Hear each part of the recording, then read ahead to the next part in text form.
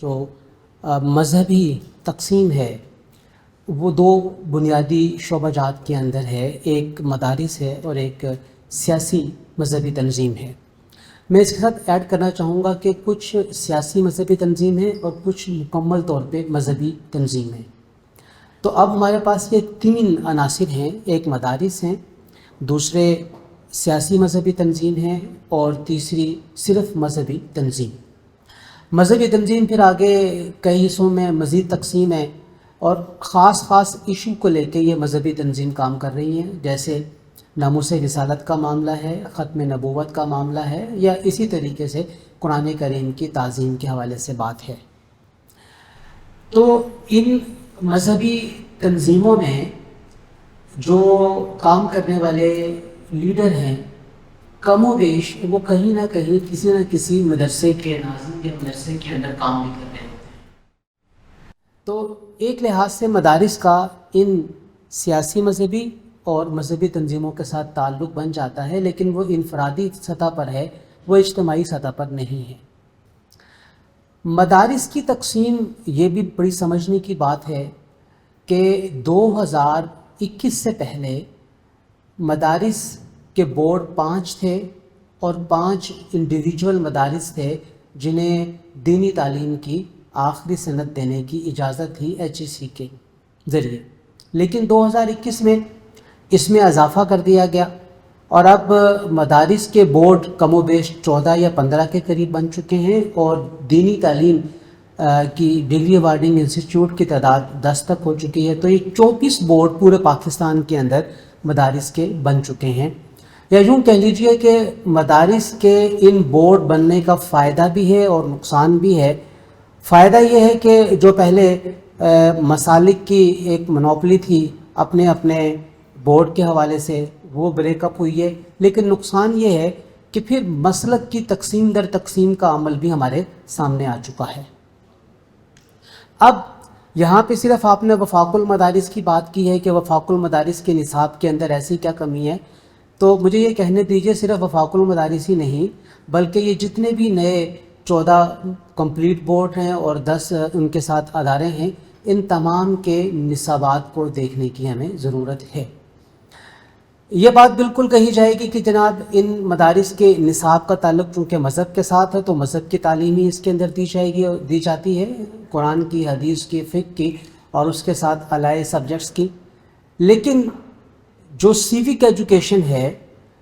جسے ہم علوم سماجیات کہہ سکتے ہیں، باقاعدہ طور پہ مدارس کے نصاب کا حصہ نہیں ہے۔ ہاں، وہ مدارس جو اپنے طلباء کو میٹرک، FA یا BS لیول پہ لے کر جاتے ہیں، ان مدارس میں پاک سٹڈی کی تعلیم دی جاتی ہے، اور مطالعہ پاکستان کے اندر جتنی سیوک ایجوکیشن ہے وہ ہم بھی جانتے ہیں اور آپ بھی جانتے ہیں۔ بلکہ میں تو یہ کہوں گا کہ مطالعہ پاکستان کی جو کتاب نئی BS لیول کے اوپر انٹروڈیوس ہوئی ہے، اس میں پہلی دفعہ اس بات کو لکھا گیا ہے، بیان کیا گیا ہے کہ پاکستان کا قیام کا عمل ایک آئینی طریقے سے ہوا، جو کہ 75 سال کے بعد یہ لکھا گیا ہے۔ اس سے پہلے کہ آپ جتنے بھی مطالعہ پاکستان کی کتابیں ہیں وہ ان کو دیکھ لیجئے، کہیں پر بھی یہ بات نہیں لکھی گئی کہ برطانیہ کی پارلیمنٹ نے پاکستان اور ہندوستان دو الگ مملکتیں معرض وجود میں آئی ہیں، ان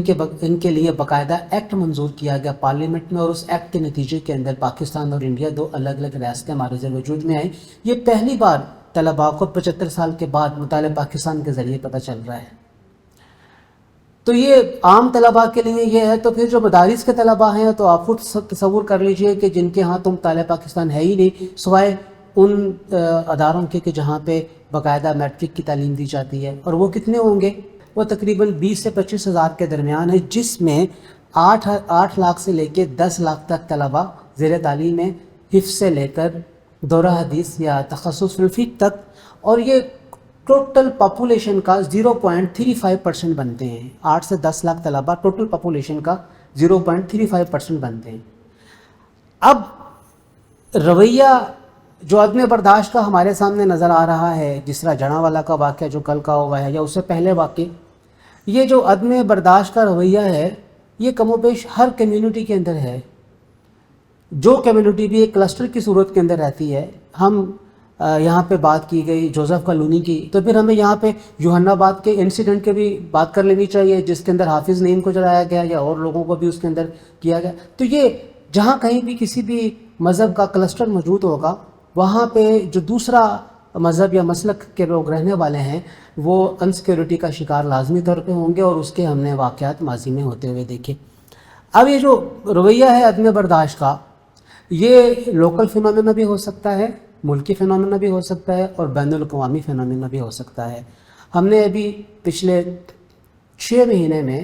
سویڈن میں اور دیگر ممالک میں قرآن کریم کے جلائے جانے کے واقعات دیکھے، اور انہی واقعات کا ایک عدم برداشت کا رویہ ہمارے ملک میں یقینی طور پہ پایا جاتا ہے۔ تو یہ اس طرح کے چھوٹے واقعات جو کسی بھی علاقے کے اندر ہو سکتے ہیں، اور خاص طور پہ چھوٹے علاقوں کے اندر، وہاں پہ اس قسم کی صورتحال کا پیدا ہونا، میں یہ سمجھتا ہوں کہ تعلیم کی کمی ہے، اور پھر اس کے ساتھ ساتھ جو مساجد کے اندر علماء کام کر رہے ہیں، کبھی کسی نے مساجد کے اندر کام کرنے والے علماء کے حوالے سے کوئی پالیسی اسٹیٹ لیول کے اوپر یا صوبے کے لیول کے اوپر کہیں پر بھی تیار نہیں کی گئی، جس کے نتیجے میں ہم اس طرح کے عدم برداشت کے رویے اور زیادہ آئندہ آنے والے وقت میں پنپتے ہوئے دیکھیں گے۔ مسجد کا انسٹیٹیوشن، ہمیں اس کو بھی سمجھنے کی ضرورت ہے۔ مسجد کا انسٹیٹیوشن کسی مدرسے کے تابع نہیں ہے، کسی وفاق کے تابع نہیں ہے۔ ہر مسجد اگر وہ سرکاری نہیں ہے، پرائیویٹ مسجد ہے، تو اس کی ایک کمیٹی ہے جو کہ اسی علاقے کے لوگوں کے اوپر مشتمل ہے، اور جس مسلک کی وہ مسجد ابتدا میں بنی ہے، عمومی طور پہ وہ اسی مسلک کے نمائندے کمیٹی کے اندر موجود ہوتے ہیں، جو اس بات کے ذمہ دار ہیں کہ ان کا خطیب اور ان کا امام کیسا ہوگا۔ کوئی مدرسہ، کوئی وفاق اس کا ذمہ دار نہیں ہے، اس لیے کہ مسجد کمیٹی یہ خود فیصلہ کرتی ہے کہ ہم نے کتنی رقم کے اوپر کتنا اچھا امام یا کتنا اچھا خطیب لے کر آنا ہے، اور خطیب انہیں وہ درکار ہوتا ہے جو بہت اچھی گفتگو کرے، خطیبانہ انداز میں کرے، اور جس کے نتیجے میں مسجد چلانے کے لیے چندہ اکٹھا ہو، کیونکہ ہم متعین نہیں کر سکے ہیں اپنے معاشرے میں، اس بات کو انکلکیٹ نہیں کر سکے ہیں کہ مسجد جیسے انسٹیٹیوشن کے لیے ہمیں اپنی رقم، رقوم، ڈونیشن میں کس طرح دینی ہے، اور وہ ڈونیشن لینے کا ایک ہی طریقہ ہے کہ جتنا اچھا خطیب ہوگا اتنی اچھی ڈونیشن اس مسجد کی اکٹھی ہوگی۔ تو ہمیں یہاں پہ 3 جگہ کے اوپر کام کرنے کی ضرورت ہے۔ ایک، مدارس کے نصابات کے حوالے سے ہمیں چیک کرنے کی ضرورت ہے، اور یہ آواز اگر مدارس کے وفاق اور مدارس کی کمیٹیوں سے خود ہی اٹھے گی تو وہ زیادہ اچھی اور بہتر ہوگی۔ ادروائز اگر ہم اسے HEC کے لیول پر لے کر جائیں گے یا اسے ہم ریاستی لیول پہ لے کر جائیں گے، تو مجھے 2018، 19، 20، 21 کی وہ تمام میٹنگز یاد ہیں جو کہ ریاستی افراد کے ساتھ، نمائندوں کے ساتھ ہوتی رہی ہیں، مدارس کے نمائندوں کی، اور جس کے نتیجے میں ابھی تک نصاب کے اندر جو ایک مجوزہ تبدیلی تھی وہ تبدیلی ممکن نہیں ہو پائی۔ تو یہ اندر سے جب تک آواز نہیں اٹھے گی مدارس میں سے کہ ہمیں نصاب میں کچھ چیزوں کو ایڈ اپ کرنے کی ضرورت ہے، اس وقت تک یہ بات آگے پنپے گی نہیں۔ دوسری بات یہ کہ سرکاری سطح کے اوپر اور حکومتی اور ریاستی سطح کے اوپر مساجد کی اسٹیبلشمنٹ کے حوالے سے ہمیں تھوڑی سی قانون سازی کرنے کی ضرورت ہے، جس میں مسجد کے لیے کم سے کم رقبے کا تعین، اور مسجد میں امام اور خطیب کی دینی اور دنیاوی اہلیت کا تعین اثر ضروری ہے۔ اس وقت حکومت پنجاب کا جو محکمہ اوقاف ہے، 450 کے قریب مساجد ہیں محکمہ اوقاف کے پاس، جہاں پہ بہرحال اگر خطیب اور ائمہ کرام کی ہم ایجوکیشن کا لیول دیکھتے ہیں وہ قدرے بہتر ہے، یا جو اون سوسائٹیز ہیں جیسے DHA ہے یا اس طرح کی اور دیگر سوسائٹیز ہیں، وہاں پہ ہمیں ائمہ اور خطباء کا جو لیول ہے ایجوکیشن کا وہ ہمیں بہت اچھا نظر آئے گا۔ لیکن پنجاب کی کم و بیش 50 سے 60 ہزار مساجد میں سے 450 تو ہوگی سرکاری، تو باقی جو ہیں اگر ہم 50,000 بھی لے لیں تو باقی جو 49,550 مساجد ہیں ان کا والی وارث کون ہے؟ تو ان کا تو کوئی والی وارث نہیں ہے، وہ کمیٹی والی وارث ہے جو کہ اس مسجد کو لے کر چل رہی ہے۔ کیا حکومتی سطح کے اوپر ان تمام مساجد کو اون کیا جا سکتا ہے؟ میرا خیال ہے ممکن نہیں ہے۔ تو ان کے لیے کچھ ایسے ریگولیشن بنائے جانے ضروری ہیں، جس طریقے سے لاہور کے اندر یا پنجاب کے اندر ایک یہ ریگولیشن بنایا گیا کہ with in a parameter of 500 yards کسی بھی مسلک کی مسجد تعمیر نہیں ہوگی، تاکہ جو ایک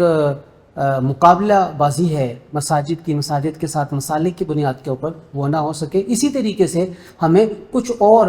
رولز کو بھی اس میں انٹروڈیوس کرنے کی ضرورت ہے۔ اور آخری بات جو میں عرض کروں گا اس حوالے سے کہ جب کبھی بھی مدارس کے نصاب کے حوالے سے یا مدارس کے حوالے سے بات ہوگی اور بات کی جائے گی تو یہاں پہ یہی ایشو سب سے سامنے لایا جائے گا کہ جی اب دینی تعلیم کے اوپر قدغن لگنے کی بات ہو رہی ہے، دینی تعلیم کے اوپر پابندی لگانے کی بات کی جا رہی ہے۔ اس کو بڑے آسان طریقے سے مل بیٹھ کر حل کرنے کی ضرورت ہے، اور جو مدارس رضاکارانہ طور پہ اپنے آپ کو چینج کرنا چاہتے ہیں، معاملات میں ایڈ اپ چاہتے ہیں، اپنے نصاب کے اندر ایڈ اپ کرنا چاہتے ہیں، ہمیں ان کو آگے لے کر چلنے کی ضرورت ہے، معاشرے میں ان کو آگے پروموٹ کرنے کی ضرورت ہے۔